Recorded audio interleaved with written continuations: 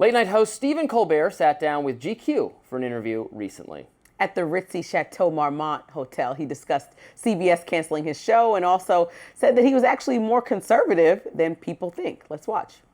Do you think, people perceive me as this sort of lefty figure? I think I'm more conservative than people think. I just happen to be talking about a government in extremis.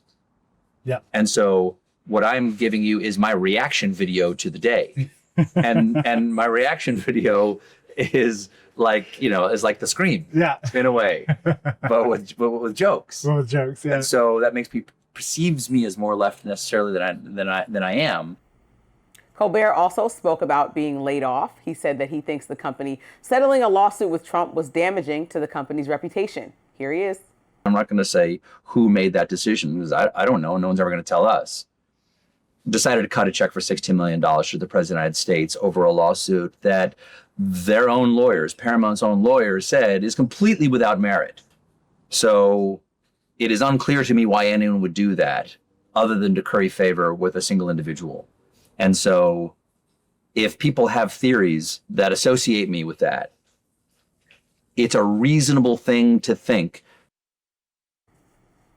Back in July, when we found out Colbert was getting laid off, President Trump wrote on Truth Social, "I absolutely love that Colbert got fired.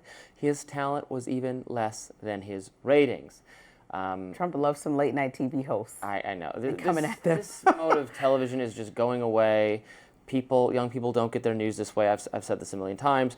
I don't think the decision to can him was made to curry favor with Trump. It might very well be that the lawsuit was settled for that reason, because the federal government has oversight over mergers and acquisitions that I would rather it didn't. But if that's the system, that's the way it's going to be. Colbert, now that's interesting, him saying that he's more conservative than he comes across.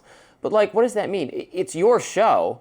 So are you representing yourself in some inauthentic way? You have things to say, you have maybe criticisms of the left or of Democrats that would register with conservative audiences. Well, why aren't you raising them? It's your show. So the way you're being perceived is completely on you. No one's making you do that. And then he's saying, what I gather he means by that, I'm just guessing, is that he's a little bit more conservative, people think, in the same way that, last night on MSNBC, Nicole Wallace maybe even thinks of herself as a conservative because she comes from the Republican Party, but she's never Trump.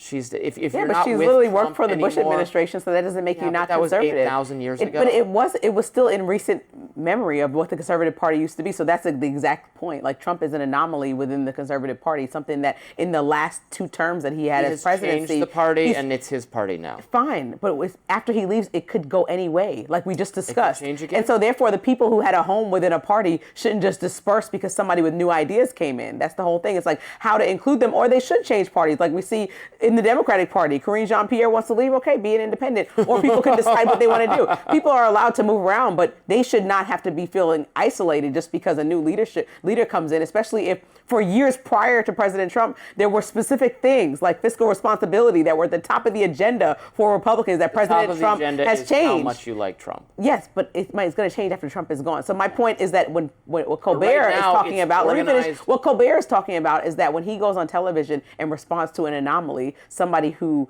constantly says off-the-wall things that are not subscribing to any regular traditional president that we've seen that follows any particular decorum, then he's responding to the news of the day. And sometimes it is wild, okay? The president goes up there, you're like, I don't mind to love everything he says. I'm just saying some of the things that he implements I like. He is somebody that we've never seen before, a figure that we've never seen before, and Colbert is just responding to be timely to things that happened that day. I will never forget, he had Jon Stewart on middle of COVID, and Jon Stewart started talking about how he absolutely thinks COVID was caused by scientific research in an unsafe lab, and Colbert just watches him with horror and jokes that we're going to have to stop recording, which is, he's to me a representation of a establishment liberal, maybe not far left in any way, but just liberal establishment mainstream consensus that is you might not think of it as antithetical to political conservatism. I would argue it is in some ways conservative in just a reactionary kind of reaction to anything new or different or extreme, but it doesn't really have any currency on the right. Well, I think Colbert will be fine because I like my next guest with David Letterman on Netflix better than I liked The Late Show. I know I'm in my own bucket with that, but it's a really good documentary style show. That does it for us on Rising Live. Look out for more exclusive content on YouTube coming your way today. Be sure to like, share, and subscribe to The Hill's YouTube channel so you never miss any content. And for those who like to listen on the go, you know we're now available wherever you listen to podcasts. We'll see you tomorrow.